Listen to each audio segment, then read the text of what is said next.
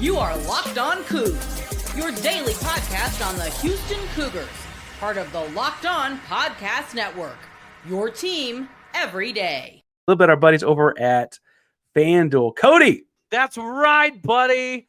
Hammering the over this season for college football has probably been difficult, especially if you're an Oklahoma State fan and Houston as well. But the NFL action is here, and there's no better time for you to get squared away with the number one sports book in America, because right now, new customers can finish the season strong with 250 bones back in bonus bets if your first $5 hauler is a winner. FanDuel is the best way for you to pick up a W, especially with the NFL action as it continues to get closer to the end of the season. This is your opportunity.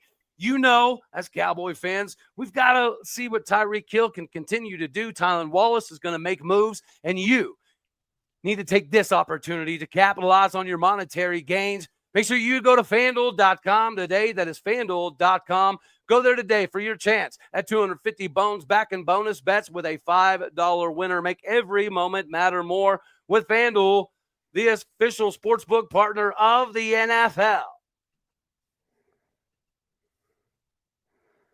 Back at Locked On Coogs, Locked On O State crossover. It's Parker Rangers, Locked On Coogs. Cody Stovall hosts a Locked On Oklahoma State. Cody, you also start Big 12 play on Monday night. What do you got? What questions you got? Well, I guess from a matchup perspective, right, you know that the two scorers that we have are going to be Bryce Thompson and Chichi Avery for the most part. From a defensive perspective, what do you think Houston brings to the fold that can shut those two down if they were able to kind of get hot?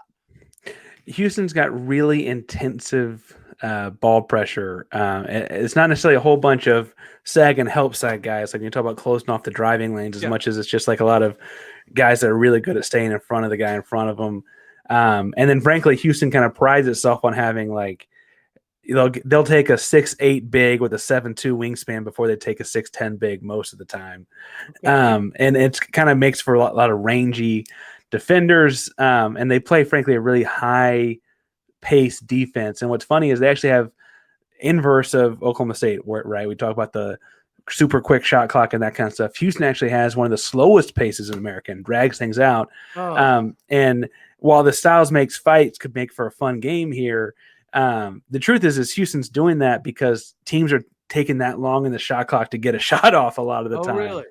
And it's really it makes for a fun game to watch if you like that kind of dirty old school feeling basketball. I will say that when I think about like some of the athletes you got up front, like Oklahoma State's got athletes. It's not like Houston's going to out athlete them, I don't think.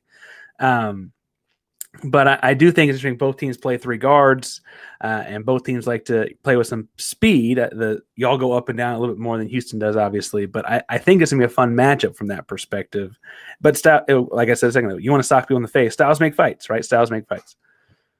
Well, especially because of who you have on the sidelines, right? We started this thing talking a little bit about Eddie Sutton, but those two gentlemen used to have some knockdown dragouts back in the day. I'm not as big an Oklahoma Sooners person, obviously, but I do know the legacy of Kelvin Sampson from when he was there. And those were, I mean, as someone who appreciated good basketball, those are two of the best in the country. Really, we got spoiled as Oklahoma State fans, right? Because growing up, we were always a top 25 team. Every single year, you could write it down, and it would be written in the stars. And OU was always going to be pretty comparable. So those old school battles with Oklahoma State and even Texas when they had Kevin Durant and some of those dudes with Eduardo Nahara, the old school Sooners, that was a lot of fun. I didn't love seeing him leave OU, to be honest with you, especially the way that he went down.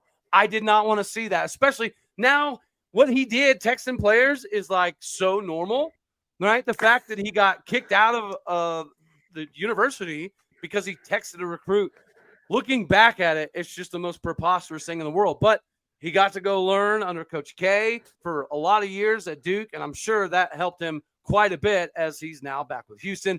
And I would say the last couple of years, y'all have been easily, not even questionably, one of the top 2 or 3 teams in the country. Is that the same this year with Houston, or are they a little bit more gettable than the last couple seasons? Well, it's certainly been gotten more in the early part of the season, the last couple of seasons. That honestly, like the last couple of years, I think any Houston fan would tell you they got to Sweet 16, but they really a Jamal Shed ankle, a Marcus Sasser hamstring. Like they were just injuries at inopportune times there at the end of the season. Obviously, that's cut things short. And this year, I don't know if they have Jamal Shed or Marcus Sasser, both of whom are in the NBA right now, right? But they definitely have like a lot of the other auxiliary pieces they brought in, not to keep going back to Oklahoma for this episode for some reason, but their point guard, Milos Uzan, was the point guard of Oklahoma the last 2 years. He transferred in kind of as the Jamal Shed replacement. That's kind of an unfair label to pull on anyone, right? But I do think he's kind of filling the point guard shoes well. His biggest issue has been staying on the floor. He's been in foul trouble. 2 of the 3 losses Houston's got this year, he fouled out. And they lost to Auburn and Alabama, both of whom at one point were in the top 5. I don't know off the top of my head if they are right now. So what you're saying is we need to get your facilitator in foul trouble. I'm saying that's what Auburn and Alabama both did to beat Houston in overtime. And then you got to go to overtime to play a few extra minutes without him. No, it's a different roster in that sense because I don't know that they have an NBA bound point guard, or certainly don't feel as confident about it as the last couple of years. LJ Cryer shoots, gets hot, fills it up from behind the arc. Emanuel Sharp shoots and fills it up from behind the arc. They just don't have that downhill attacking point guard that's like attacking to score in quite the same kind of way. And I think that's the biggest difference. But right now, like I said behind the arc, they're shooting pretty well.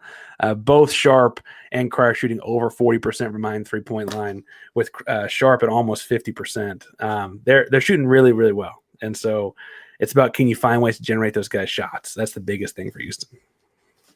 Yeah, watching LJ Cryer go to Houston was almost unfair, right? But you were in the Big 12. You remember his Baylor day. That should have. Yeah. And the shuffling of Big 12 dudes in the conference is wild, right? Like, we lost Javon Small to West Virginia. Seeing him kill it is so frustrating. Very. But at the same time, it's like LJ Cryer. Well, we thought we avoided this dude, but here he is yet again. Well, and that's the beauty of being in Houston. Cryer's from Katy, right? I mean, he was coming home, I didn't know right? So Cryer is a Katy kid. He came home, and he's the first basketball starter to do it for that reason. But I'm sure there'll be a handful of guys that do that across, just because Houston's in the Big 12 now. It's certainly what we're banking on a little bit. I will say, though, as far as one other Houston basketball thing before we get going here, what's your thoughts? What are your thoughts on Master P? You hip hop guy? The rapper Master P? Yes, Master P. I think it was, what's that? No Limit Records? No Limit Records. Make him say, Anyway, his youngest son, Mercy Miller, is on the team. He's a freshman. And one of the most hotly debated topics amongst Houston Cougar fans is, how do we get Mercy to play more? So that's a fun tidbit for the Oklahoma State folks. Does Master P come to games? He does. And that's kind of cool. I don't mean this to say I look great. He looks old. So he's fun. It's a fun deal. Fans really do want him to play more. He can score. He has trouble defending some. He's a freshman. But Mercy Miller, if you see him pop on the floor, number 25. That is really cool. And why Houston was he? He committed to Houston like as a sophomore in high school. I don't know if it's because there's not a University of New Orleans and you're looking at this region, or what the deal was. Obviously, Houston's got its own hip hop scene, and Master P's in New Orleans hip hop scene, but there's some crossover there. I don't know. He committed early on. You heard it here first. Tulane sucks.